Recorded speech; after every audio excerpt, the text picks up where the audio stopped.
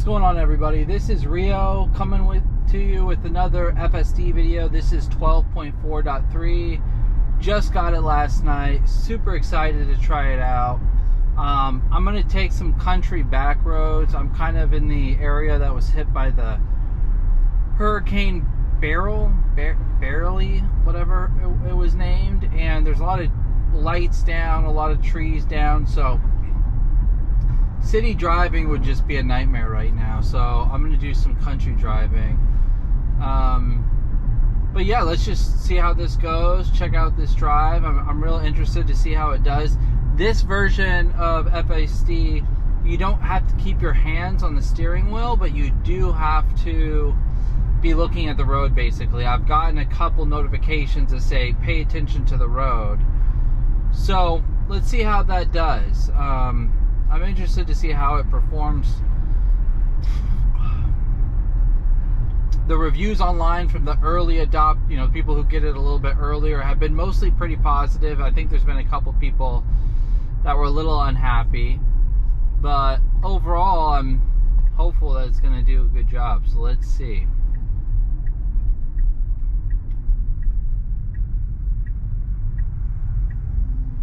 Okay, comes to a nice stop. Takes a nice right. Just flew through that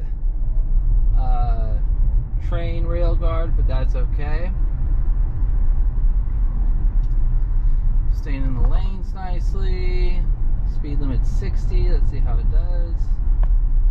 So I set the FSD on my car to chill mode and minimal lane changes. Not like that would matter right now, but I set it on chill. I don't really like to ride people right behind them. I like a little space, especially with FSD, but just in general. Let's see how we're doing. So far, so good. It's been a lot of discussion, like if Tesla is really ready for the Robotaxi. The first version of version 12 I got at FSD, I would say it was near perfect. My wife told me there was a couple of issues she had with it, but I didn't have any. This is, these roads are not too difficult to navigate. Oh, okay, getting a little squirrely there.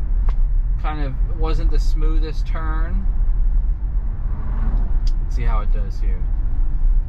So I still keep one hand on the steering wheel, just, I mean, it's software, right? Just in case. You gotta be a little cautious, but I'm pretty relaxed. Let's see. And there's a lot of discussion right now is if Tesla can actually roll out a profitable robotaxi service. Uber and Lyft, those companies historically really didn't make any money, and then I think now they may make a little bit of money, but they've become really unaffordable. It's basically more affordable to take a taxi now than a Lyft or an Uber.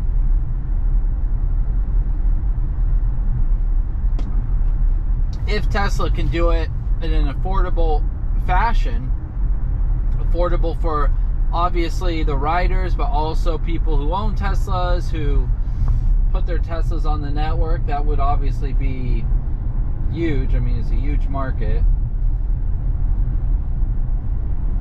I saw Elon liked Tesla, not Tesla, he liked the founder of Uber, or started following him on X, Travis Kalanick or something like that, and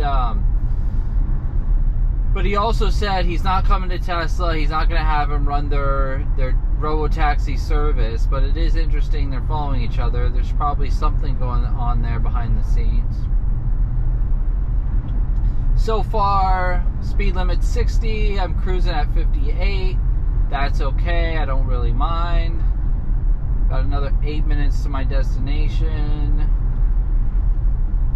Well, it seems pretty good so far. So it's interesting, they took us right to 12.3.4. I think .2 maybe they didn't give a wide release because there were some issues. But so far so good, it feels pretty good. Let's see.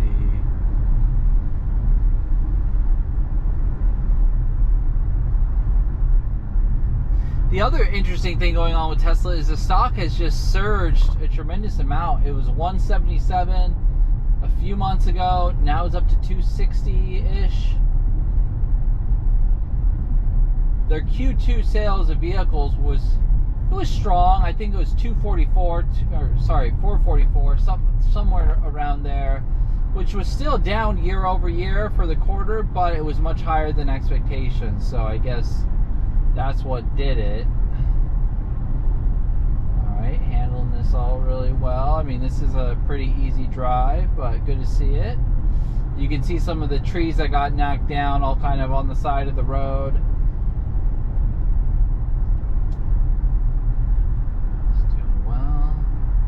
But yeah, I really think a lot of the Tesla haters, you know, I think it's impossible to really judge Tesla and the expectations for the future unless you're testing the FSD, because the FSD, obviously, it's just if they didn't even have Robotaxi, the FSD is obviously, if they can get it where it's, you know, 10 times better than humans, 100 times better than humans. I mean, the safety, the reliability, the ease of use, it's amazing. And not having to drive your vehicle is also just great. You know, it's just really nice. So even if they are not successful at Robotaxi, oof, man, that deer on the road. FSD is really the most important thing. And as long as they keep making the improvements like they have with this, so far with this version, I'm a big believer in it. And if they can get FSD right for the vehicles, they can roll out the robotaxis. You know, the thing is, people say, well, look, Uber or Lyft, they're not profitable. They're, you know, those businesses are not really great businesses. But the key difference, I believe, is that with a robotaxi, you don't have a human in the car.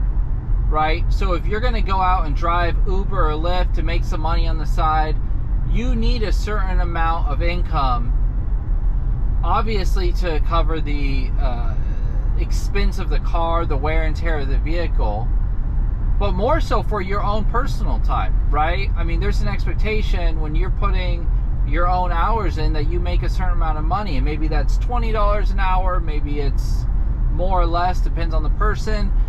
But I think how much money you need to generate with a robotaxi when you're not personally having to drive it. You just say, hey, you know, Tesla, my car's charged, you know, 80%, 90%, 100%.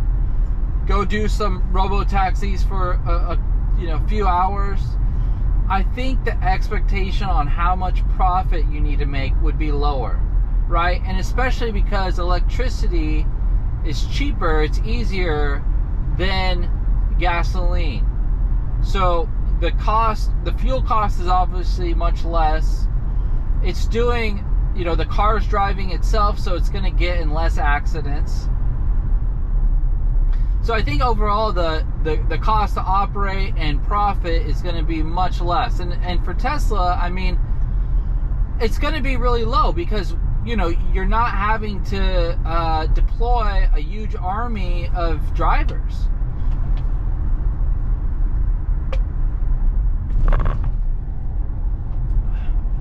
So yeah, I think the business can work, but the economics of it are going to be pretty complicated.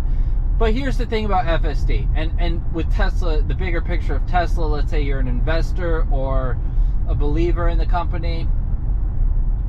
If they can get FSD to work, let's just say almost perfectly, and it's a reliable robotaxi, okay? And you got to remember, the roads in different places are sometimes more complicated, sometimes less. If they can do that, so the speed limit here is 40, does it slow down? Yeah, okay, good. So there's a school here on the left, the car slows down, wonderful. If they can do it for FSD, I believe they could do it for the Optimus, for the robot. And if they can do a full FSD for the car and have a robot that maybe you do have to teach it how to do things, but you only have to teach it once or twice or a couple times, and then it knows what to do, then it knows how to operate, then I don't see, I mean, then the sky is the limit for Tesla, right? Because they would have the only self-driving cars, reliable self-driving cars without all types of antennas on top. And they would have the only robot that is, you know, can operate without someone having to run it all. And I think people get caught up in the mechanics of the robot, you know, how much can it twist and jump and da-da-da-da-da.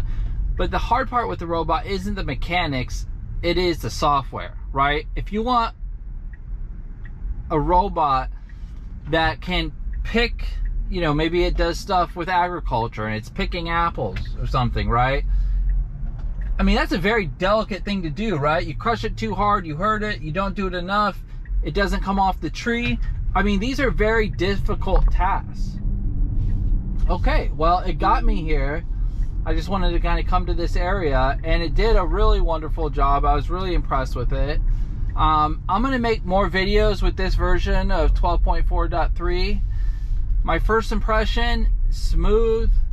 It's great to not have to hold the wheel. I didn't actually have any notices to pay attention or grab the wheel or anything like that, which was a real much better experience than the nags. The wheel nags have just been off the chain, and they've been making driving FSD almost unbearable. So great to see that, great improvement. Really impressed on my first